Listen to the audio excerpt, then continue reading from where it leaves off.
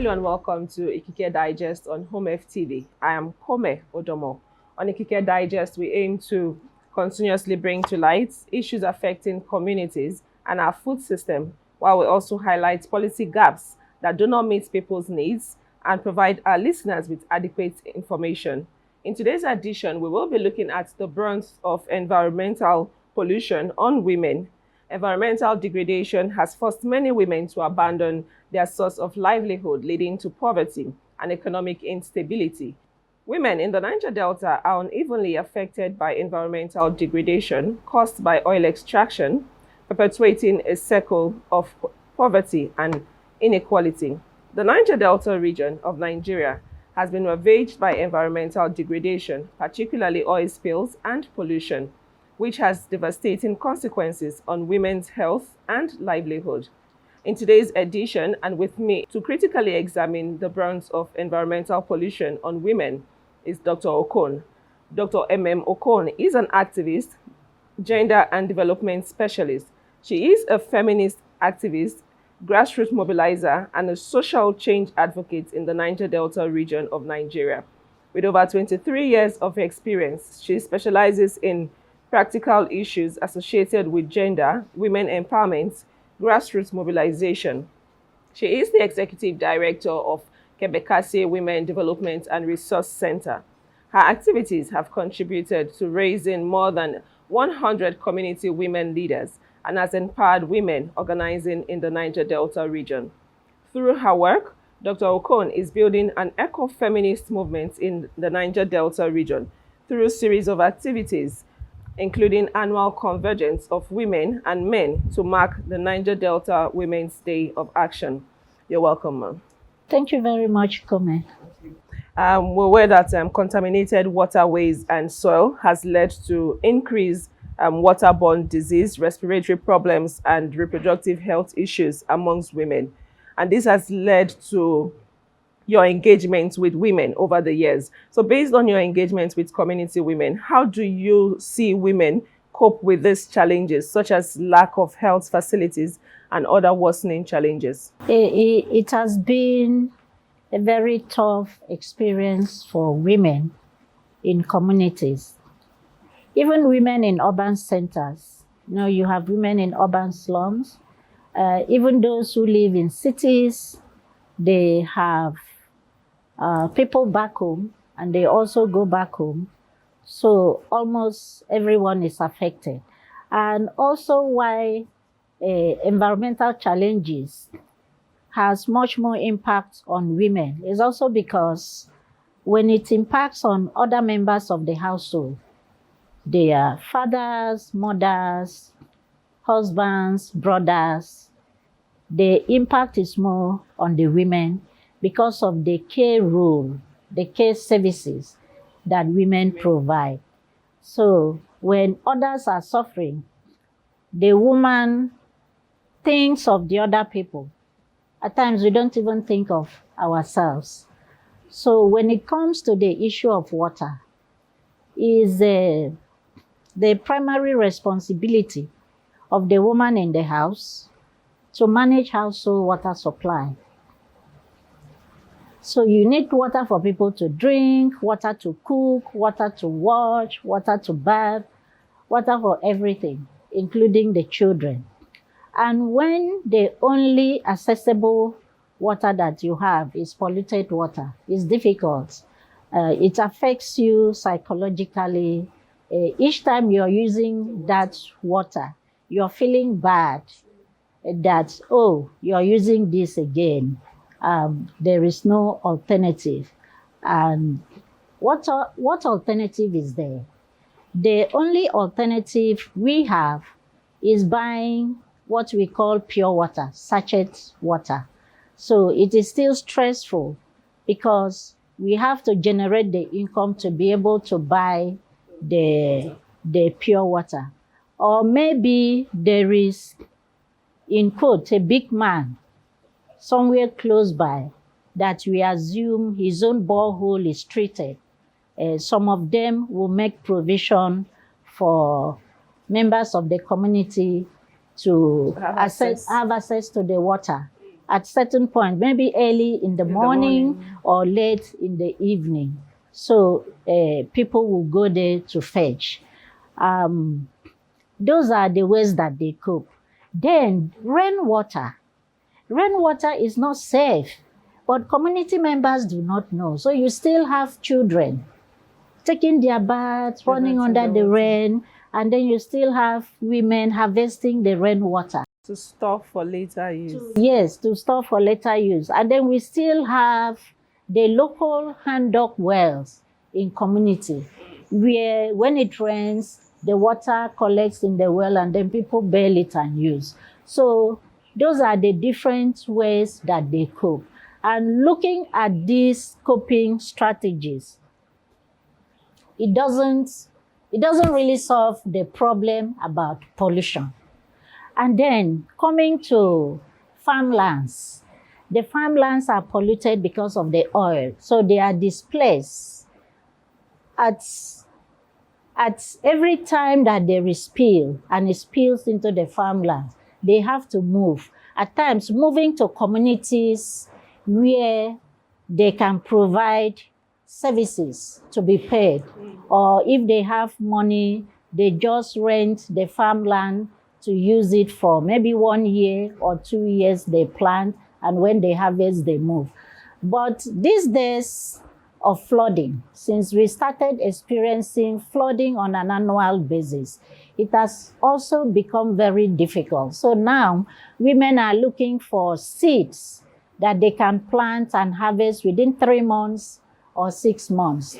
And some of them, when there is flooding, they raise sticks so that they preserve the cassava stems or maybe the seeds. I remember 2023 in Abua, there's a group of women farmers that had to appeal to Kebekase to provide cassava stems for them. And then we had to go to another community to buy the stems and send it to them in Abua. Is a huge challenge. It's a huge challenge for the women. And for those fishing, it's also the same thing. The waters are polluted, so the seafood that they were using to generate income, to feed family, to generate income is a problem. And then you don't have functional health facilities in the community. So what do? We go back to the herbs, to the roots, to communities that have medicine store or chemists, because there are no pharmacies. All the pharmacies and private hospitals and teaching hospitals are concentrated either in the state capital or in some urban centers. So if you need to buy medication, you have to travel to those places. But in some communities, you have nurses that have chemists, that run chemists in their communities. So many people access medication from there, often without doctor's prescription. So whatever, at times they don't even tell whoever is selling, I have headache or I have pains here. They just say on their own self-medication. I want to buy Panadol, I want to buy tetracycline, anything that comes to their mind. And this is not a good trend. Something needs to be done to address this situation. So recently we found out that Kebekase carried out tests for women in Otuabagi community. Can you share what that results came about, and then also tell us some of these peculiar challenges that women are faced with, not just in the Niger Delta and Nigeria, but across Africa? That research is very peculiar because we wanted to look at the impact, being the community that is host to the first oil well. And we started engaging with women in that community in 2016.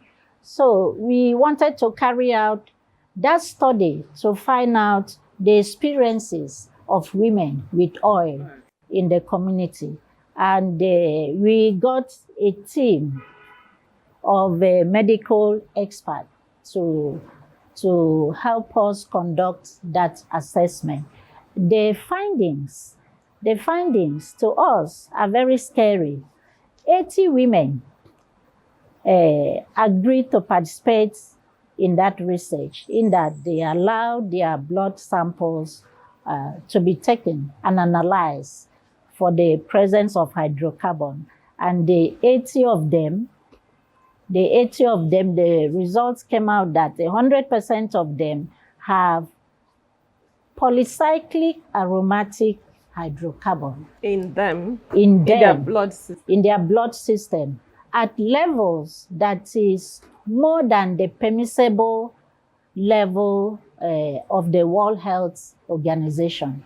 And I recall that my first encounter with some women in that community, one of them said, if you cut my waist, you will not see blood, you will see oil. So she was right that actually they have hydrocarbon in their system. Another issue is that some of the respondents said that they experienced early menopause before they got to the age of 35. And that is a serious implication when it comes to women's reproductive health, when it comes to fertility, when it comes to our African tradition of the way we see women when they are married and they cannot conceive, you know, tradition.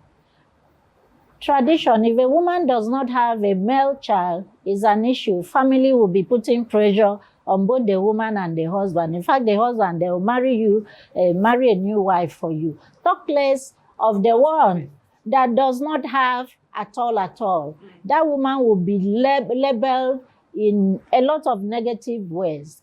But it is important that this research brought out this information, because ordinarily, people will not link that fertility issue with the pollution that we are experiencing in the Niger Delta.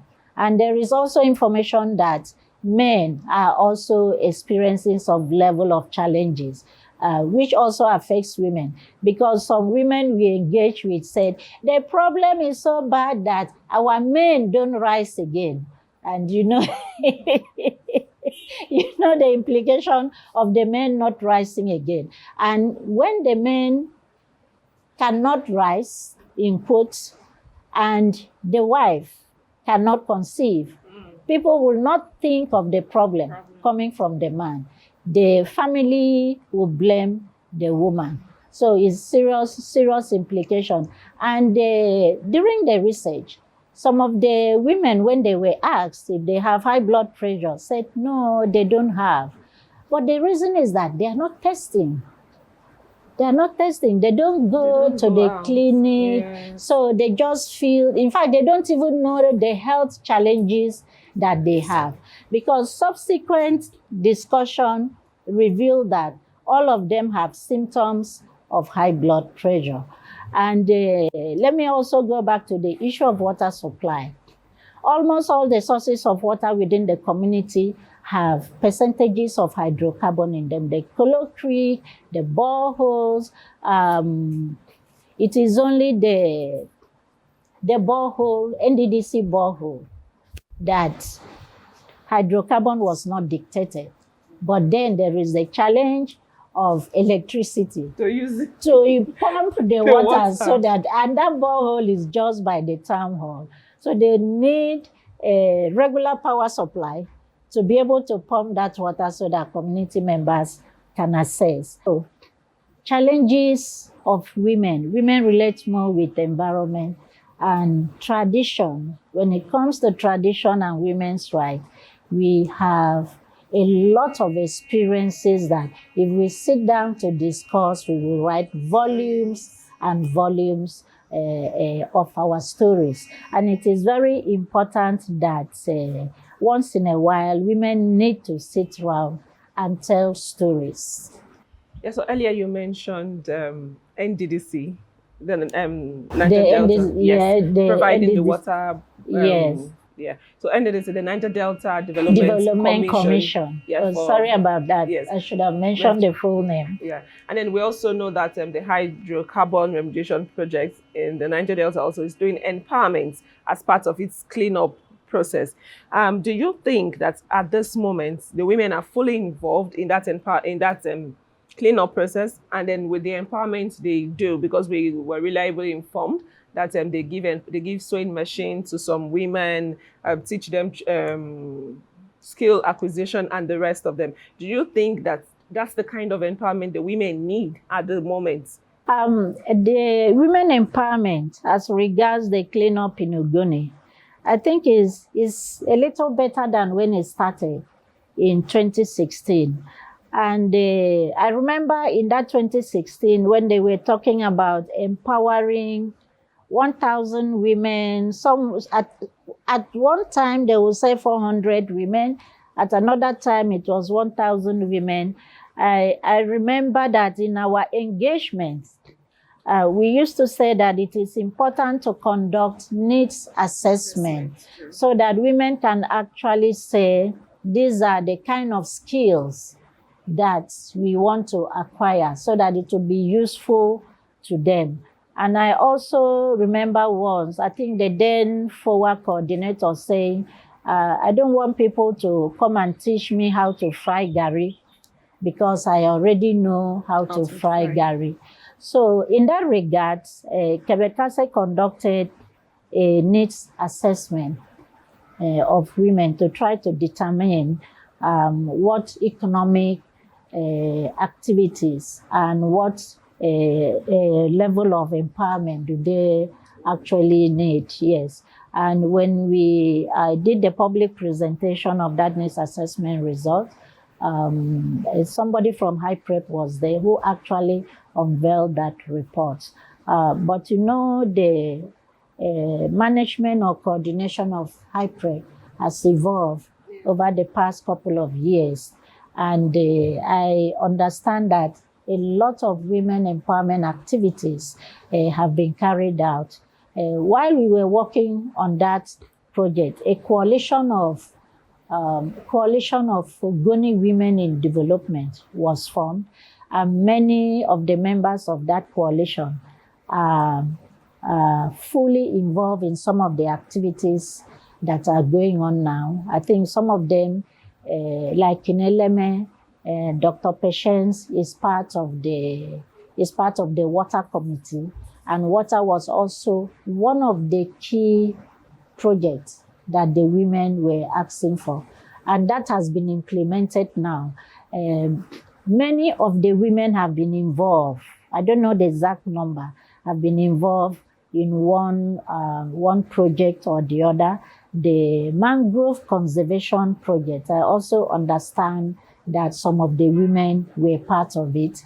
And a lot of women then were also canvassing to be contractors because the participation of women does not begin and end with economic empowerment and skills acquisition. Women also wanted to be involved in other levels of the cleanup process.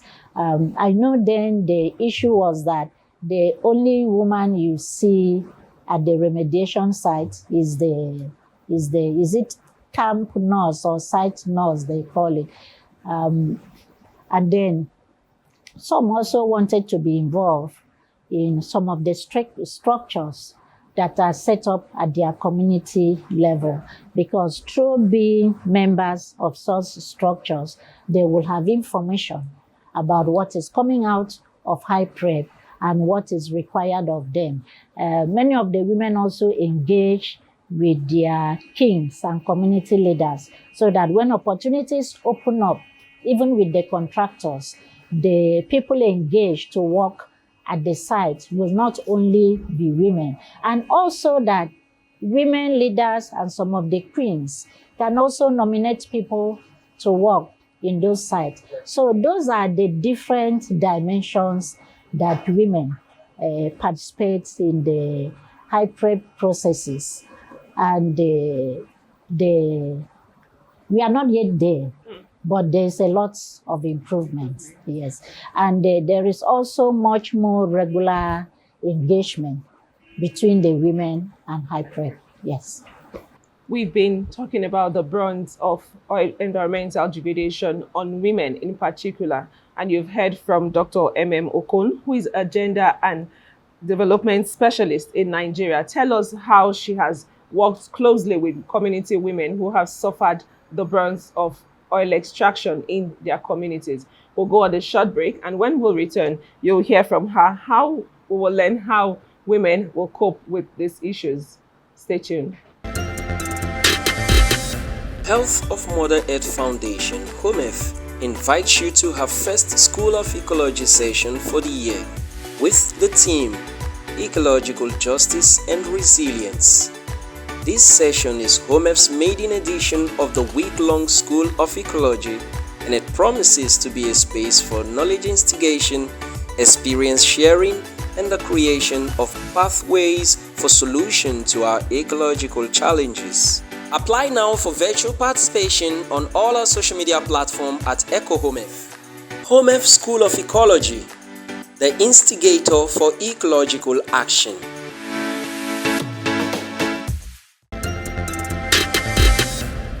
We've been talking about the brunt of environmental pollution on women, and we've heard challenges that women face in Nigeria and Africa. And with us is Dr. Emem Okon, who has been exposing these issues as it affects women. So I'm going to ask, are there methods that women can cope with these challenges? When everything appears to have been destroyed, what do you fall back on? When the environment is destroyed, the water is polluted, the air is polluted, the land is polluted, what alternative do we have? I think the best bet is to increase advocacy. The main alternative is women to mobilize, increase advocacy, and hold duty bearers accountable. Yes, now they are coping, but we can't really say they are coping. They are just there. People are just there. And if we talk about planting of trees as part of the measures to do something about the environment, there is still that business of logging, which has contributed to deforestation, and the extraction activities has contributed to deforestation. So even when people are saying we are planting trees, we are not planting enough trees. When NGOs plant 10 trees, 20 trees, to me, it's not enough. We have not started. We need to go back and start forest conservation. Actually talking about alternatives, women have their own way of conserving the environment. Sure. So we still need government support to enhance that which they are doing. So now they are coping, but there is support. There is also need for government to show women that government is there. Because right now, at the community level, the women don't feel that government is there. Maybe it's only when during election that people have to vote. Then those of us that conduct voter education and civic education will be carrying out campaigns in the communities, encouraging people to go out and vote and all that. But there is no connection. There is no connection between community women and government. Even government at the local level. There is need for government at the local level to make people at the grassroots to feel that there is governance. That is very important. So we are mobilizing women to engage and engaging beginning from the local government so that they have that sense of responsibility that something needs to be done. Talking about the government, why does it feel that the government care less about the environment? Is it because there's a cooperation between them and the oil companies? When it comes to the environment and extraction, government is also the businessman with the corporations. So government is also more interested in profits and the revenue generated, and has forgotten the other responsibility that government owes to the people. So it is still left for us to make government realize that they have a responsibility to restore the environment back to what it was. And they have the responsibility to address the challenges that community face as a result of their own business. And besides, the revenue generated from those communities as a result of this business should be put back into the communities to address the challenges that community members are facing. And I think one other thing we should do is that with the PIA and the provision of the host community development trust, both the government, the corporation, and civil society needs to ensure that the implementation actually benefits the community members and the community. While we are still advocating for the gaps noticed in the Petroleum Industry Act to be addressed, the one that government has started implementing, most of the local governments and communities have set up their own host community development trust. We have been campaigning for gender and social inclusion. We have trained some of the HCDT, the host community development trust, to ensure that there is gender equality and social inclusion. So what's your call to the government and possibly to the community? Call to the government is that government has the responsibility to take the issue of the cleanup in Ogoni much more seriously and try to take politics out of it, and also to bring in the report of the Bayelsa Oil and Environment Commission that the Bayelsa state government should live up to his promises and commitment that report will be implemented. So if that is done, we must have gone a long way to address some of the challenges. To the people, and particularly to the women, a lot of work has to be done, because we cannot go back to sleep and expect government to implement the report of the Bayelsa Commission or to improve on what is being done in Ogoni. Now is the time for us to act. We have to increase mobilization, we have to increase organizing, we have to engage and engage and engage. We should not allow the government and the corporation to think for 1 second that the people don't know what they have to do. The same way we are responding to the issue of divestment, because the divestment as the global community understand it is different from the divestment that the oil majors are trying to implement in the Niger Delta. We must resist that divestment.